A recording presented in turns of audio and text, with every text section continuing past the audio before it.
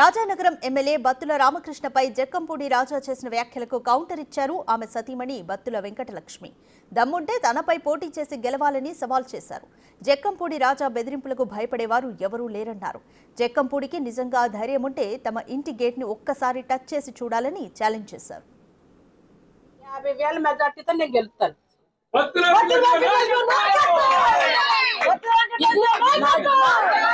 ఈ సవాలు విసరడానికి మూల కారణం నా జన సైనికులు, మా పైన ఉన్న పవన్ కళ్యాణ్ గారి మీద ధైర్యం. నాకు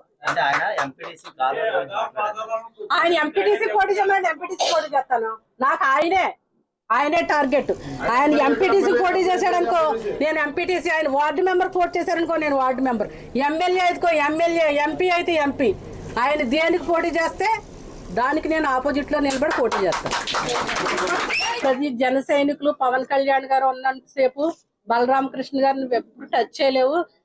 ఆయుష్ లేదనుకోండి, అమెరికా వెళ్ళి వైద్యం చేయించుకున్నా కానీ బతుకం.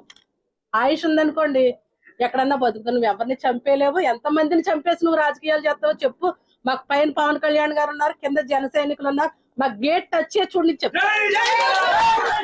ఆ సత్తా ఏంటో చూసారు మీరు. ఒక ఎంపీటీసీ మొగుడు మీద నువ్వు 35,000 ఓట్లతో ఓడిపోయావు. అదే ఒక ఎంపీటీసీ మీద నువ్వు పోటీ చేస్తుంటే 50,000 మెజార్టీతో ఓడిపోతావు. అది నువ్వు ఒకసారి గుర్తు తెచ్చుకో. నువ్వు తర్వాత పోటీ చేసే బరిలో నేనైతే నిలబడతాను.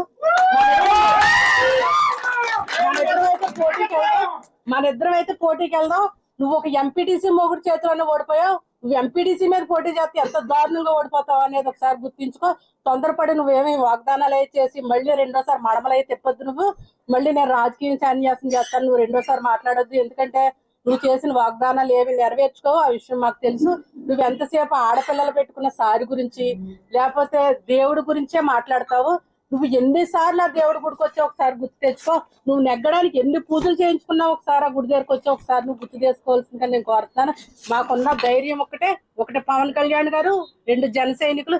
వీళ్ళిద్దరు అంటే చూసుకునే మేమైతే ఈ రోజు ఈ స్థానంలో